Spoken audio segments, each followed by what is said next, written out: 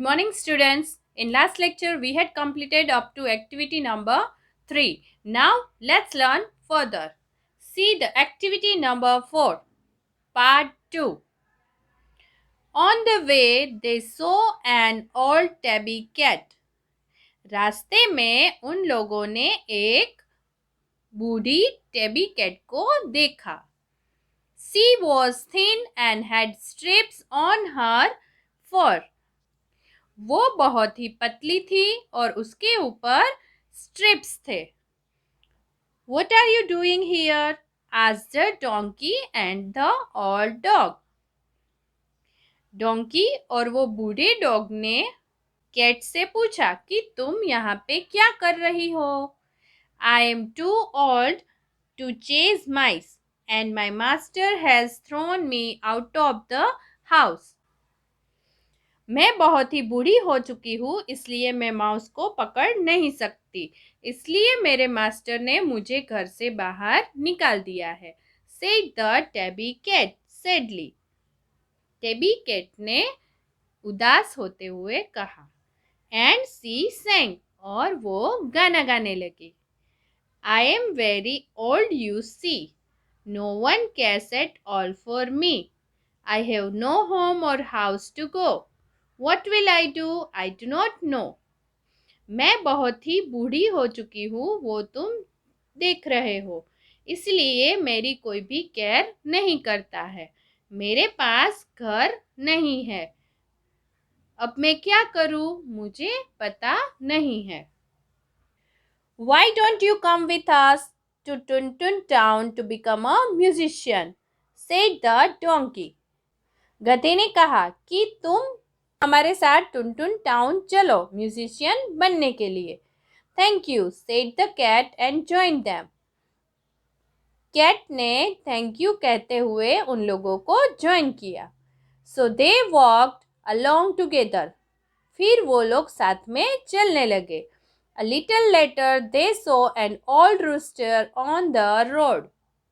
थोड़ी देर बाद उन लोगों ने रोड पे एक बूढ़े रूस्टर को देखा.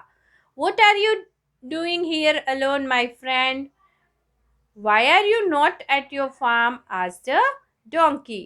डोंकी ने पूछा कि मेरे दोस्त तुम यहाँ पे क्या कर रहे हो? तुम तुम्हारे फार्म पे क्यों नहीं हो? My master has thrown me out as I oversleep and cannot get up in the morning, said the rooster, and he sang. मैं सुबह जल्दी नहीं उठ सकता, बहुत ही ज़्यादा सो जाता हूँ, इसलिए मेरे मास्टर ने मुझे बाहर निकाल दिया.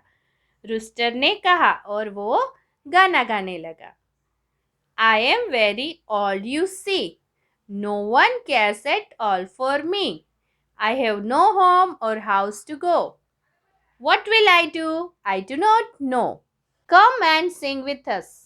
We are going to Tuntun town to become musicians, said the donkey. Donkey ने कहा कि हमारे साथ चलो और गाओ. हम लोग टुनटुन टाउन जा रहे हैं म्यूजिशियन बनने के लिए.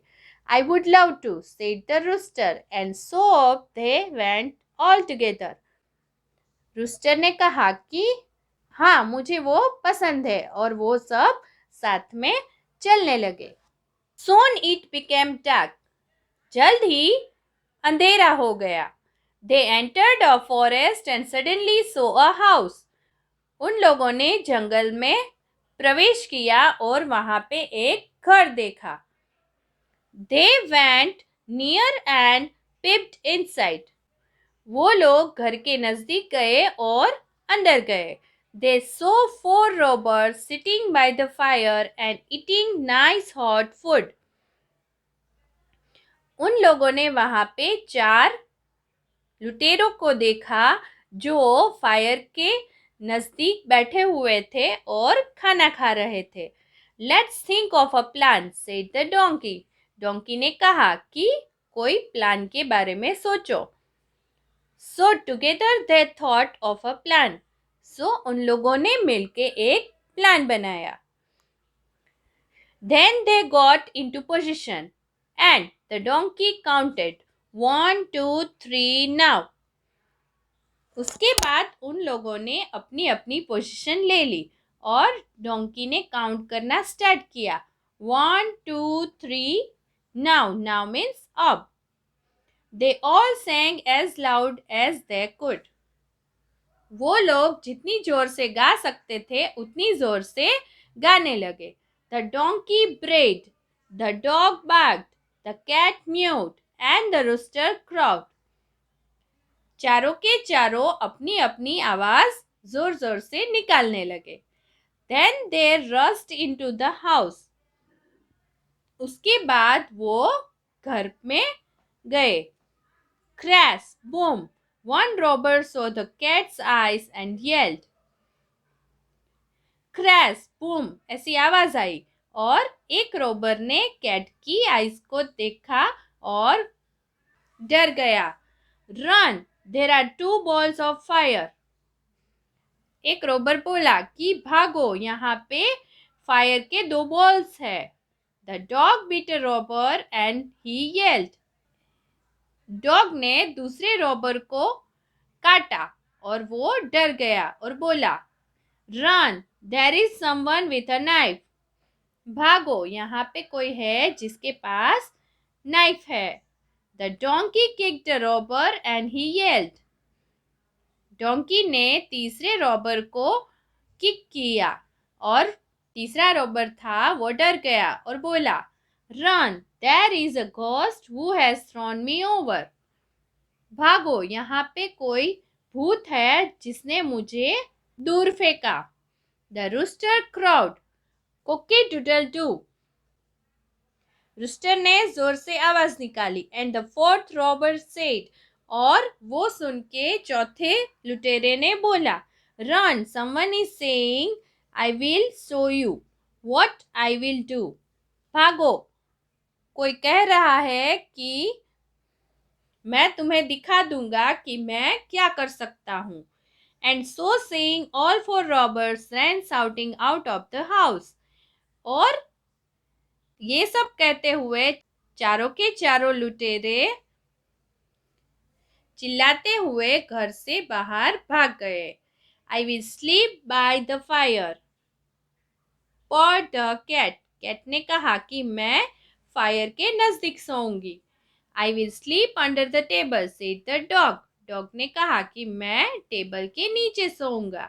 आई will sleep in the barn, said the donkey. Donkey ने कहा कि मैं बॉर्न में सोऊंगा. I will sleep on the roof, said the rooster. Rooster ने कहा कि मैं छत पे सोऊंगा. And so they remained in this house and often sang together. इसके बाद वो सभी इस घर में रहने लगे और वहाँ पे साथ में गाने लगे. They went later to Tuntun Town and even gave concerts.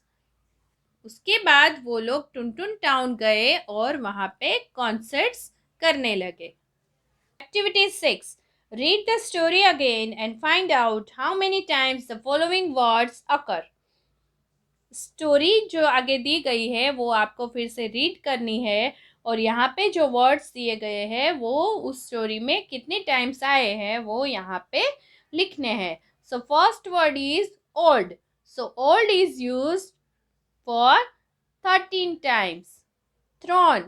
Throne is used for 4 times. Together 5 times and the master 3 times. Activity number 7. Walk in pairs, read the story and complete the following sentences.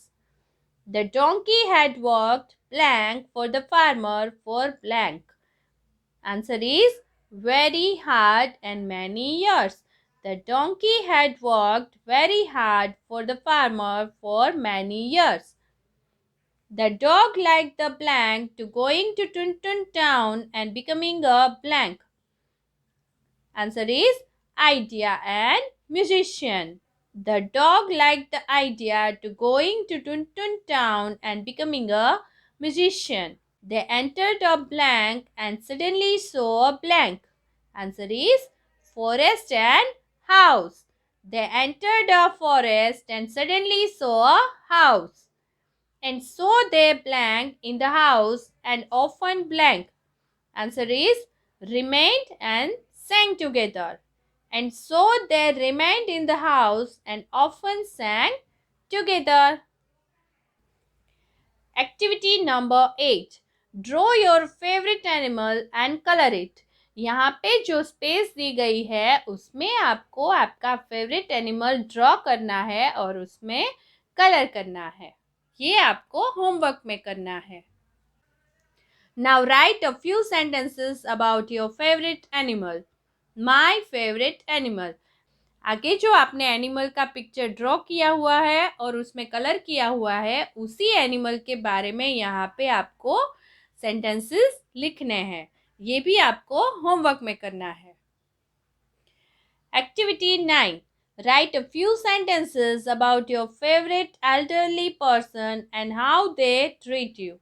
यहाँ पे आपको आपका जो favourite Elder person है उसके बारे में लिखना है और वो आपको कैसे ट्रीट करते हैं वो भी यहाँ पे लिखना है. ये भी आपको होमवर्क में करना है.